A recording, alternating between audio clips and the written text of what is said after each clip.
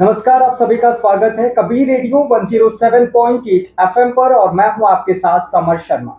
आप सभी को बता दें कि संत कबीर नगर जिले में टीबी मुक्त भारत बनाने के उद्देश्य से 100 दिवसीय टीबी सघन अभियान चलाया जा रहा है, जिसका उद्देश्य है डोर टू डोर जाकर लोगों से अपील करना, उन्हें जागरूक करना, साथ ही उनकी टीबी की जांच करना। ऐसे में आज हमारे साथ खास बातचीत करने के लिए मेडिकल ऑफिसर सर हैं, जिनसे हमारी बातचीत होगी इस बारे में।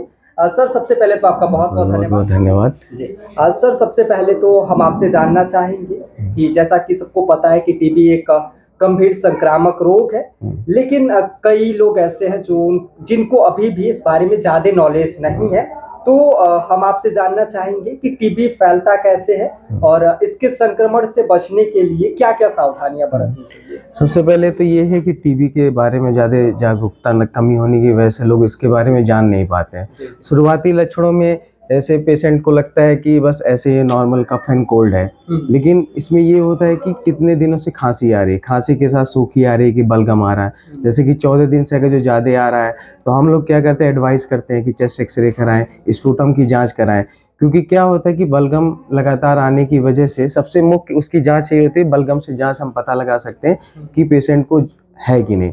और अगर जो हम लक्षण की बात करें तो शुरुआती जो लक्षण मरीज को देखने को मिलता है, बुखार उसको आएगा, जैसे जैसे शाम ढलेगी उसका टेम्परेचर बढ़ेगा, भूख नहीं लगेगी, वजन में कमी आएगी। ये सब शुरुआती लक्षणें होती हैं जो हमको मरीज में देखने को मिलती हैं। जी जी। सर, हम आपसे जानना चाहेंगे कि टीबी के ऐसे कौन से लक्षण हैं जिनको देखने के बाद से बिल्कुल नजरअंदाज नहीं करना चाहिए और सीधे ऐसा लग जाना चाहिए कि हाँ, टीबी की जांच करानी हाँ, बहुत जरूरी है। इसका मुख्य सबसे ज्यादा अगर जो 14 दिन से ज्यादा आपको लगातार खांसी आ रही है, बलगम के साथ आ रही है और आपको लग रहा है कि हमारा वजन दिन प्रतिदिन कम होता जा रहा, भूख एकदम नहीं लग रही है, और उसके बाद ये सब मतलब ये शुरुआती जाते हुए जिसमें आपको तुरंत परामर्श लेने की आवश्यकता होती है, तुरंत आपको जाके तुरंत। और सबसे मुख्य इसमें जो बुखार जो देखने को मिलता है वो होता है जैसे ही शाम होगा, शाम के बाद से एकदम मरीज को लगता है कि एकदम उसकी बॉडी का एकदम तापमान बहुत ज़्यादा हो गया। सबसे ये मुख्य लक्षण है जो अगर जो मरीज में मिलते हैं तो तुरंत हमको नज़दीकी जो भी स्वास्थ्य केंद्र है वहाँ पे जाके अपना लक्षण बताएं ताकि जांच हो सके और उसकी दवा स्टार्ट हो सके। सर, कई बार ऐसा देखने को मिलता है क्योंकि टीबी का इलाज तो लंबा चलता है, जी 6 जी। महीने भी होते हैं, 9 महीने भी हाँ। होते हैं और कुछ 12 महीने भी जी चले जी जाते जी। हैं। लेकिन कुछ मरीज ऐसे होते हैं जो बीच में ही इलाज छोड़ जी देते जी। हैं, तो यह कितना उनके लिए नुकसानदायक है। साथ ही जो छोड़ते हैं, छोड़ देते हैं, जी। उनसे आप क्या कहेंगे। देखिए, पहली बात तो ये जैसे ही टीबी का किसी भी पेशेंट का इलाज शुरू होता है तो मुख्य रूप से उनको ये बताया जाता है कि आपको टीबी की जो दवा है कभी भी छोड़नी नहीं है बीच में। बट होता क्या है, मरीज जैसे ही दवा खाता है थोड़ा उसको रिलीफ मिलता है, उसको लगता है अरे अब तो हम ठीक हो गए। बट ऐसा होता नहीं है, क्योंकि जो बैक्टीरिया होते हैं बॉडी के अंदर रह जाते हैं। उसके बाद क्या होता है, अगर जो दवा पेशेंट छोड़ देता है तो क्या होता है, जो दवा उसको पहले काम कर रही होती है फिर उसके प्रति वो रेजिस्टेंस हो जाता है, जिसको हम मेडिकल के टर्म्स गए तो एमडीआर में चला जाता है, मल्टी ड्रग रेसिस्टेंस की क्लास में वो चला जाता है। फिर उसके लिए अलग क्लास की दवा शुरू होती है, जो कि अगर जो छोड़े ना तो जो पहले दवा जो एचआरजेडी जो हमारा स्टार्टिंग जो जैसे 2 फेज में दवा चलती है उसी में अगर जो लगातार कोर्स पूरा कर ले उसमें ठीक हो जाएगा। बट अधिकांश केसेस में देखे गए हैं मरीज दवा बीच में छोड़ देता है, जिसकी वजह से ड्रग रेजिस्टेंस हो जाता है उसको। फिर उसको पूरा कभी कभी होता है कि उसके पूरे शरीर में अन्य भी, जैसे कि ऐसा होता है हम ये जानते हैं फेफड़े का टीबी जो होता है वो फेफड़े का मुख्य बीमारी है। बट क्या होता है, चूंकि दवा जब मरीज छोड़ देता है तो उसके पूरे शरीर में खून के रास्ते से पेट का टीबी, आंत का टीबी, किसी चीज़ का भी टीबी हो सकता है। वो उसका मुख्य जो कारण यही है जब बीच में मरीज दवा छोड़ देता है। अच्छा, जब मरीज बीच में ही छोड़ता है तभी शरीर के अलग अलग अंग प्रभावित होते हैं। हाँ, उसमें यही होता है। अच्छा। उसमें टीबी एक ऐसी चीज है जिसको हम मतलब जानते तो ये है कि वो फेफड़े का है, बट वो फेफड़े का तो है ही मुख्य रूप से। बट चूंकि अगर जो उसका इलाज सही से ना हो तो खून के रास्ते से वो पूरे शरीर के आपके हड्डी का टीबी हो सकता है, पेट का टीबी हो सकता है, आंत का टीबी हो सकता है, किसी भी चीज का वो टीबी हो सकता है जो भी गंभीर बीमारी का रूप ले लेता है। जी सर इससे जुड़े कई सारे मिथक हैं, जी। कई सारी भ्रांतियां भी हैं कि पास बैठने से टीबी फैल जाती है, किसी को छूने से टीबी फैल जाती है। साथ ही कई बार ऐसा होता है कि ये जो बीमारी है सिर्फ गरीबों को ही होती है, तो यह बात कहाँ तक सही है? नहीं, देखिए ऐसा नहीं है कि ये तो मतलब जो हमारे समाज में ये सब चल रहा है कि किसी के साथ बैठ जाने से, छूने से, खाना खाने से, ऐसा कुछ नहीं होता। बट हाँ, इसका जो रूट ऑफ ट्रांसमिशन है वो है कि हमारे जो जैसे हम खांसते हैं, जो भी चीज़ें निकलती हैं उससे होता है। और जैसे आपने बोला कि जैसे अगर जो क्लोज्ड इन्वायरमेंट में रह रहे हैं, जैसे एक कमरे में ही 5-6 लोग की गैदरिंग है, तो हाँ वो है, वो एक कॉज है। उससे इसलिए होता है, सपोज किसी को है वो खांस रहा है, जो भी उसके मुंह से निकल रहा है या जो भी नाक से निकल रहा है वो ट्रांसमिट होने के चांसेस। इसीलिए आप जब भी देखेंगे जैसे एक घरों में 6 लोग हैं, एक घरों में 7 लोग हैं, एक ही कमरे में रहे, तो देखिए उनसे उनको होता है। बट अगर जो आप यही हाई क्लास में जाएंगे, है भले ही कम, बट उसकी जो ट्रांसमिशन रेट है वो कम है। तो क्लोज इन्वायरमेंट एक बहुत बड़ा रीजन है ट्रांसमिशन का। सर जैसा कि सबको पता है जी। कि टीबी का इलाज पूरी तरह से संभव है, जी। लेकिन क्या टीबी के इलाज में कोई नई तकनीक का भी उपयोग किया जा रहा है या फिर कोई नई दवाइयाँ उपलब्ध है?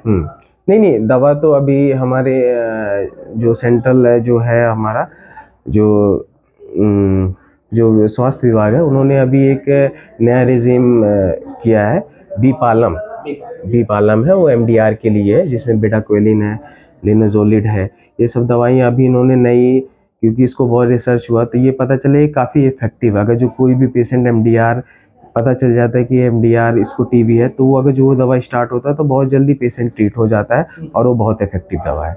उसके अलावा भी बहुत सारी चीज़ें, जैसे अभी 100 दिवसीय हमारा चल ही रहा है प्रोग्राम, इसमें हम डोर टू डोर जा रहे हैं। जो भी पेशेंट हमारे यहाँ आ रहे हैं, जो भी बोल रहे हैं बलगम के साथ हमको खांसी आ रही है, वजन में हमको लग रहा है कि हमारा वजन कम हो रहा है, भूख ना लग रहा है, तो हम तुरंत उनको डिजिटल एक्सरे के लिए, स्पुटम माइक्रोस्कोपी के लिए ये सब एडवाइस करते हैं, ताकि जल्दी से जल्दी उसके लक्षण के साथ हमको पता चल जाए, जल्दी जल्दी उनका टीबी का इलाज शुरू हो जाए, ताकि जो ट्रांसमिशन है उसको कम किया जा सके। क्योंकि एक बार दवा शुरू हो जाता है तो ट्रांसमिशन रेट जो होता है वो घट जाता है। सर हम आपसे जानना चाहेंगे कि टीबी से बढ़ने के बाद भी रोगी अपना सेहत का विशेष ध्यान कैसे रख सकते हैं? जी। हम आपसे जानना चाहेंगे कि जैसे मान चलिए किसी को टीबी हुआ था, पूरी तरह से डायग्नोज कर दिया गया, जी 6 महीने तक प्रॉपर दवा चली, सब कुछ ठीक हो गया, जी। लेकिन उसके बाद उनकी दिनचर्या कैसी हुई? उसके बाद देखिए, जब टीबी के बाद मान लीजिए मरीज ठीक हो जाता है, तो कम से कम शुरुआती कुछ महीने, कुछ साल तक उसको बहुत पौष्टिक आहार लेना होता है। क्योंकि क्या होता है, बॉडी का जो इम्यून सिस्टम होता है बहुत वीक हो जाता है, तो कहीं ना कहीं एक चांस ये हो जाता है कि दोबारा उसको टीबी ना हो जाए। इसलिए शुरुआती कुछ सालों तक उसको बोला जाता है थोड़ा आप पौष्टिक आहार, थोड़ा व्यायाम करें, थोड़ा मतलब खुले इन्वायरमेंट में रहें, ताकि आपका एक बार इम्यून सिस्टम आपका डेवलप हो जाएगा तो जो चांसेस है टीबी को आपको होने का खतरा वो कम हो जाता है। उसके अलावा भी देखिए, जो सरकार है वो निश्चय पोषण अभियान भी चलाती है। जिनको भी टीबी हो जाता है, सरकार उनको प्रति माह पैसा भी देती है, इसलिए देती है ताकि वो अच्छा न्यूट्रिशन ले सके दवा के साथ, ताकि उनका सेहत भी अच्छा रहे और दवा वो लेते रहे, ताकि जल्दी से जल्दी रिकवरी हो पेशेंट की। सर हम आपसे जानना चाहेंगे, क्या अगर कोई प्रॉपर पौष्टिक आहार ले रहा है जी। और प्रॉपर डाइट अपनी फॉलो कर रहा है, जी। तो क्या टीबी को कम समय में हराया जा सकता है? जी बिल्कुल, इसका बहुत बड़ा, जान लीजिए सपोज देखिए क्या होता है, क्या इसमें सपोज मैं कहीं पे, मेरा जो वर्किंग स्टेशन है, अगर सपोज मैं वहाँ पे ऐसे ही जाता हूँ, कुछ खाते बिना कुछ खाए पिए रात में सोए, सुबह चल गया, तो ये है उसके आपके चांसेस टीबी, सपोज उस इन्वायरमेंट में किसी को भी टीबी है, तो उससे क्या होता है, टीबी होने का चांसेस बहुत बढ़ जाता है, क्योंकि हमारा इम्यून सिस्टम उस समय वीक होता है, तो ये चांसेस होते हैं। इसीलिए कहते हैं आप हमेशा जब भी कहीं भी वर्किंग स्टेशन में हमेशा खा पी के जाइए, हमेशा पौष्टिक आहार, क्योंकि ये होता है इसका कहीं ना कहीं बहुत टीबी के साथ और पौष्टिक आहार के दोनों का बहुत बड़ा कनेक्शन है। अगर जो आप अच्छा खाना खा रहे हैं, टाइम से खा रहे हैं, रूटीन आपका दिनचर्या अच्छा है, इम्यून सिस्टम आपका अच्छा है, तो आप टीबी से बच सकते हैं। क्योंकि जरूरी नहीं है, बहुत सारे ऐसे लोग होते हैं जो कभी ना कभी किसी ना कभी टीबी पेशेंट के मतलब उनके क्लोज रेंज में आएंगे, बस जरूरी नहीं उनको टीबी हो गया होगा, नहीं होता है। बट क्या, अगर जो आपका इम्यून सिस्टम अच्छा है, आप अच्छे से सेहतमंद, आप खाना खा रहे हैं, व्यायाम कर रहे हैं, सब कुछ आपकी दिनचर्या अच्छी है, तो आप टीबी को हरा सकते हैं। सर जो हमारे कबीर रेडियो को सुनने वाले श्रोता हैं, उनको आप क्या संदेश देंगे? हाँ, उनको देखिए मेरी तरफ से यही संदेश है कि कभी भी टीबी जैसी गंभीर संक्रमण रोग है, इसको कभी भी नज़रअंदाज ना करें। कभी भी आपको कुछ भी लगता है, खुद से दवा ना लें, खुद से मत, डॉक्टर खुद से ना बने कि अरे मैं तो ऐसे ही ठीक हो जाऊंगा, मुझे कुछ नहीं हुआ है। आप जब भी आपको कुछ भी लगे, टीबी, चाहे टीबी हो या कोई भी अन्य बीमारी हो, आप तुरंत अपने नज़दीकी स्वास्थ्य केंद्र जाएं, वहाँ पे परामर्श लें, उनसे बातें करें, उनको अपना जो भी आपको दिक्कतें वो उनको बताएं, क्योंकि वो आपका बेहतर इलाज कर सकते हैं, ना कि खुद से। ये मेरा उनसे अनुरोध है। बस एक टीबी के लिए नहीं, इसके अलावा भी जैसे आपके हमारे जो सोसाइटी उसमें इस समय सबसे ज़्यादा जो पेशेंट हमको मिलते हैं, डायबिटीज़ के भी हैं, हाइपरटेंशन के भी हैं, ओबेसिटी के भी हैं। बट चीज़ें क्या ये इसलिए भी बढ़ रही हैं क्योंकि लोग सोचते हैं वो गए दवा ले लिए फिर दवा छोड़ दिए, जबकि ये सब ऐसी बीमारियां एक बार आपका डायग्नोज हो गया तो आपको लंबे समय तक दवा खानी रहेंगी। क्योंकि लोगों को पता नहीं है, बीपी की दवा खा लेते हैं फिर बीच में छोड़ देते हैं।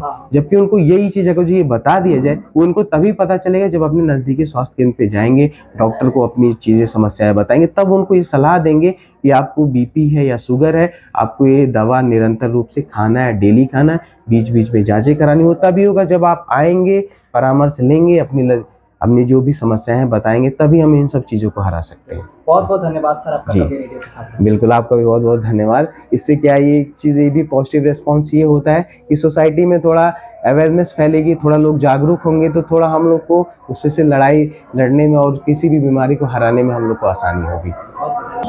आप सभी को बता दें कि अभी हमारे साथ medical officer Mahendra Chaudhary sir, जिनसे हमारी बातचीत हो रही थी टीबी को लेकर कि कैसे इसे पूरी तरह से डायग्नोज किया जा सकता है, किस तरह से प्राथमिक स्वास्थ्य केंद्र मगहर के द्वारा प्रयास किए जा रहे हैं, साथ ही किस तरह से टीबी सघन अभियान को सफल बनाने के लिए काम किया जा रहा है, इसके लक्ष्य क्या होते हैं, सारी बातें हमने इनसे जानी। बहुत बहुत धन्यवाद। बने रहिए आप कबीर रेडियो के साथ।